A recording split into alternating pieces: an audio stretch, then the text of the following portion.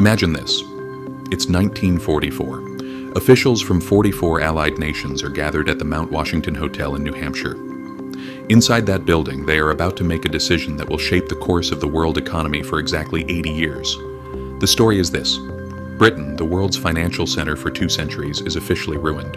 Its foreign debt has soared to 249% of its GDP. Due to the world wars, the treasury of this government that ruled the oceans is empty, and all the officials are aware of it. And for this reason, they accomplish something rare in history. They hand over the management of the world's reserve currency from one giant to another, from the British pound to the American dollar. But this is not just a handover. This is the result of a 500-year-long cycle. That famous, predictable cycle: rise, peak, overextend, and collapse. Every world reserve currency has suffered this tragic end. And today, the US dollar shows similar signals exhibited by its 4 predecessors. To predict the future, let's look at the past a bit. In 1450, Portugal's currency became the first example of a global reserve currency. Portugal imposed an embargo on trade that would last about 80 years. This wasn't by chance. They made innovations in trade by sailing new sea routes to Africa, Asia, and the Americas.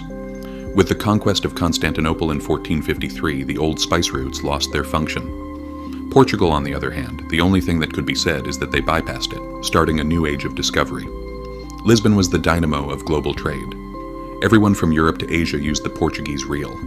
At its peak, the Portuguese Empire had reached all corners, including Africa, India, Japan, and Macau. But the facts are not surprising. Power brought corruption. Keeping military bases active around the world drained Portugal's money.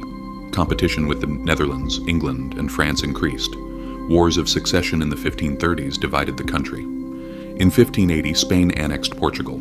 The Portuguese real disappeared after its 80-year peak, replaced by Spanish silver. Spain's rise came with minerals. They discovered the world's largest silver deposit. In 1545, the magnificent Potosi Mountain, located in the Bolivian Andes.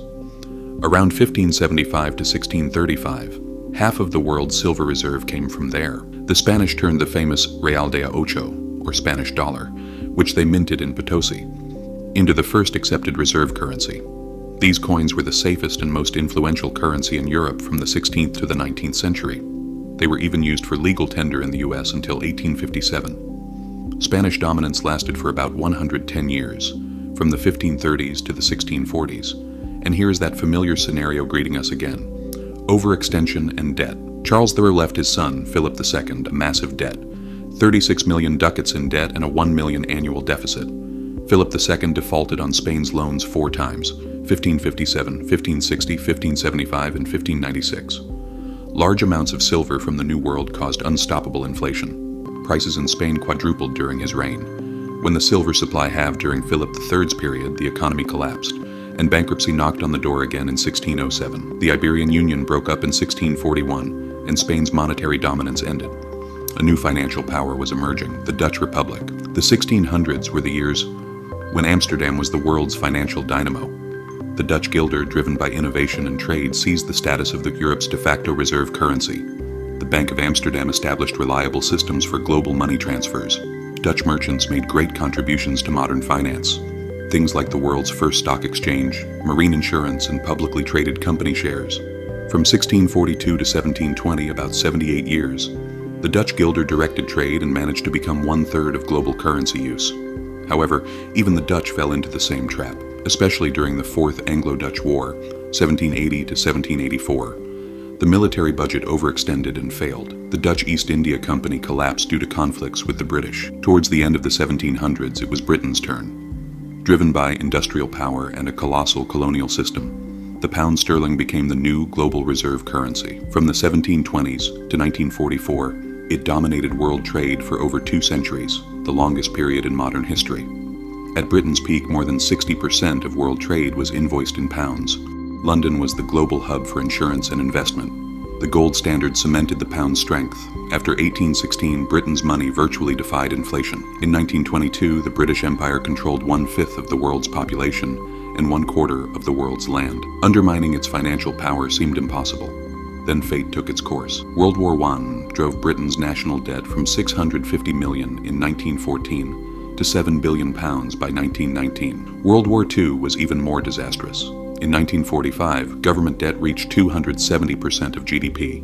While they won the war, they lost their financial kingdom. This brings us back to Bretton Woods in 1944. More than 700 delegates from 44 allied nations were there between July 1st and 22nd to reform the global financial system. The agreement established the International Monetary Fund and the World Bank.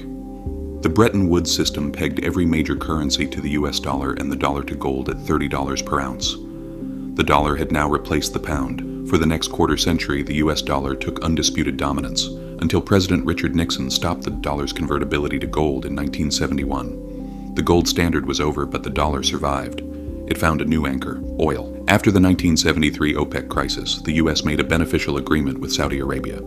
In exchange for American military protection, Saudi oil would only be priced and distributed in US dollars. By 1975, all OPEC members agreed to this. Here is the petrodollar system. Every country needed oil. Every country had to have dollars. This artificial global demand allowed the US the luxury of running deficits large enough to crush another country's currency. For decades, the dollar's power was unquestionable. At its peak in 2000, over 70% of global foreign exchange reserves were in US dollars. But now the numbers are changing.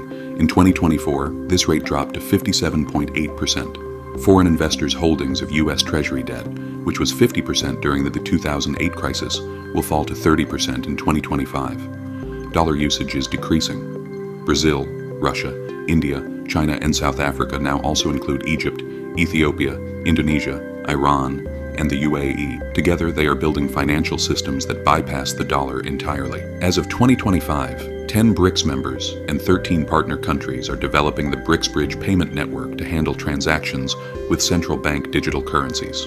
Meanwhile, America's own balance sheet is in trouble. As of March 6, 2025, the U.S. public debt is $29 trillion, which is 124% of GDP. Of course, no one can currently absorb this debt from the U.S. Here is that famous cycle. Portugal, Spain, the Netherlands, and Britain all experience the same things, lasting between 78 and 220 years, with an average of 95 years. The US dollar has been the reserve currency for 81 years since Bretton Woods, and its end is approaching. Every reserve currency has gone through 4 phases: ascent, peak, overextension, and collapse. Phase 1. Ascent. The country gains strength through innovations in trade, finance, or military power. Portugal pioneered navigation. Spain flooded the world with silver. The Dutch led the modern financial system. Britain seized power with the Industrial Revolution. And America rose with its industrial power after the war. Phase 2. Peak. The currency goes global, used in over 60% of the world's transactions. The empire looks intimidating. Phase 3. Overextension. Corruption begins here. Massive military spending, debt spiral, and declining productivity. Portugal ruled 4 continents. Spain constantly defaulted. The Netherlands collapsed while at war with England. Britain's foreign debt soared to 270% due to the wars. The US today has a 124% debt and has spent $8 trillion on Middle East wars alone. Phase 4. Collapse. The reserve currency loses confidence and power shifts to different countries. Every empire has faced this destiny. So what now? History tells us. Portugal never regained its former stability after the Spanish conquest. Spain, despite all that wealth, went through a centuries-long decline. The Netherlands remained wealthy but turned into a regional power. And Britain, though still rich, saw the dissolution of its government and the decline of its global influence after 1945. Even in the 1950s, 55% of global reserves were still in sterling. But within 20 years, this share decreased and decreased. Britain's era ended and the American rise began. However, these situations are not by chance. Britain's collapse happened slowly. The US had surpassed Britain economically long before the dollar replaced the pound. The same slow shift might be happening now with China and the rising groups of nations. The lifespan of every reserve currency lasted an average of 95 years. The US dollar is in its 81st year. The signs are always recurring. Global share dropping from 70% to 58%, decreasing foreign demand for treasury bonds, strengthening BRICS alternatives, weakening petrodollar agreements, and an overextended military presence. This is the recurring cycle that has dominated the economic war for 500 years. The only question is, how fast will this transition be? Will it be a slow descent like Britain's or a rapid collapse like the Netherlands? Will a single new power emerge, or are we facing a future where countries share financial influence globally?